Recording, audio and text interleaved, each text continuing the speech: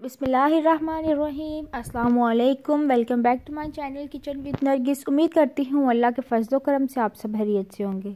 आज मैं तैयार कर रही हूँ अपने किचन में बहुत ही मज़ेदार लच्छा पराठा। आप देख रहे होंगे और आपको फ़ील हो रहा होगा कि ये रेसिपी बहुत ही मुश्किल है, लेकिन नहीं, ये रेसिपी बहुत ही ईजी है।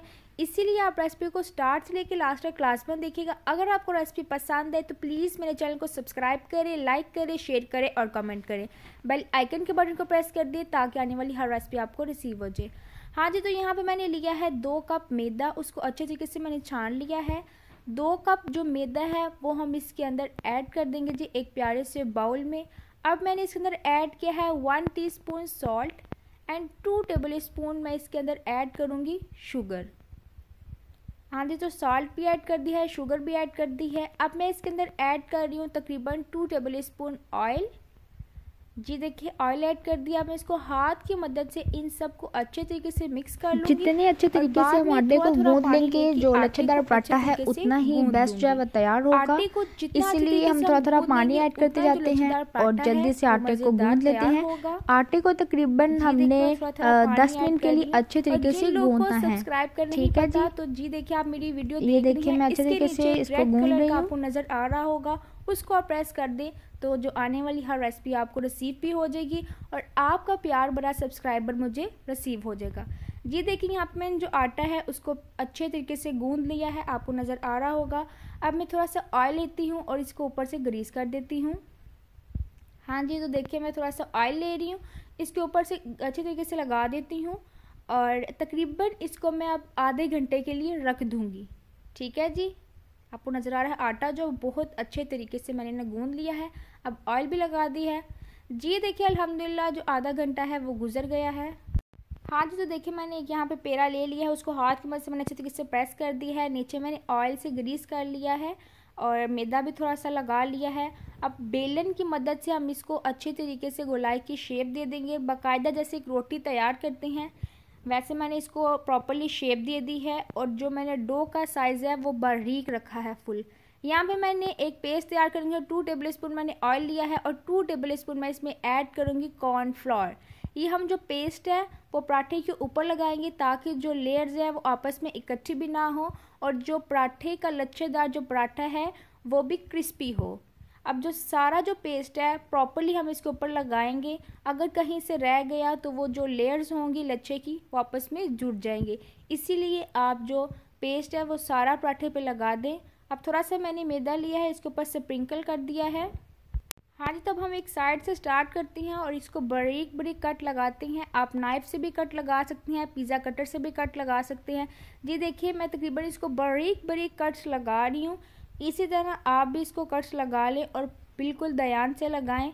अब हम एक साइड से स्टार्ट करते हैं और इसको रोल करना स्टार्ट कर देते हैं। आपने टेंशन बिल्कुल भी नहीं लेनी, क्योंकि जो हमने इसके ऊपर पेस्ट लगा दिया है उसकी वजह से जो लच्छे की जो है ना, ये पराठे की लच्छे ये बिल्कुल इकट्ठे नहीं होंगे।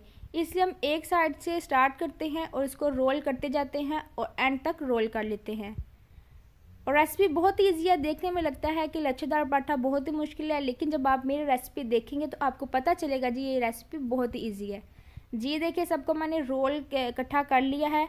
अब मैं इसको हाथ पे रखती हूँ और इसको गोल कर लेती हूँ। जी देखिए, एक जो साइड है वो मैंने नीचे रखी है और इसको गोलाई की शेप दे रही हूँ और जो लास्ट पे तेल होगी इसकी उसको मैंने सेंटर में रखना है। जी देखिए, सेंटर पर रख के इसको प्रेस कर दिया है। जी देखिए, अल्हम्दुलिल्लाह बहुत ही मज़ेदार जो है ये पेड़ा है लच्छेदार पराठे का वो तैयार हो गया है। इसको भी मैंने तैयार करके तकरीबन 15 मिनट के लिए ऑयल ऊपर लगा के रख देना है। जी देखिए, अल्हम्दुलिल्लाह 15 मिनट गुजर गए हैं। अब मैं इसको हाथ की मदद से ऊपर से हल्का हल्का प्रेस करती हूँ और हाथ की मदद से ही मैं इसको प्रेस करके इसकी एक गोलाई की शेप तैयार कर लूँगी।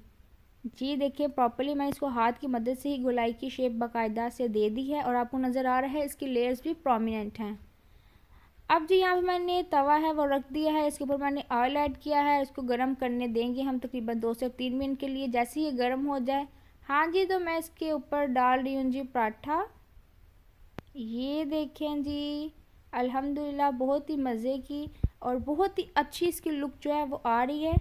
अब ये जैसे एक साइड से तैयार हो जाएगा हम इसकी साइड चेंज करेंगे और ऊपर थोड़ा सा ऑयल फिर लगाएंगे। जी देखिए अब हम इसकी साइड जो है वो चेंज करते हैं। हाँ जी, तो देखिए मैंने इसकी साइड चेंज कर दी है। वाह जी देखिए अल्हम्दुलिल्लाह ये बहुत ही मज़ेदार पराठा है वो तैयार हो रहा है। इसके ऊपर मैं थोड़ा सा ऑयल और ऐड करती हूँ।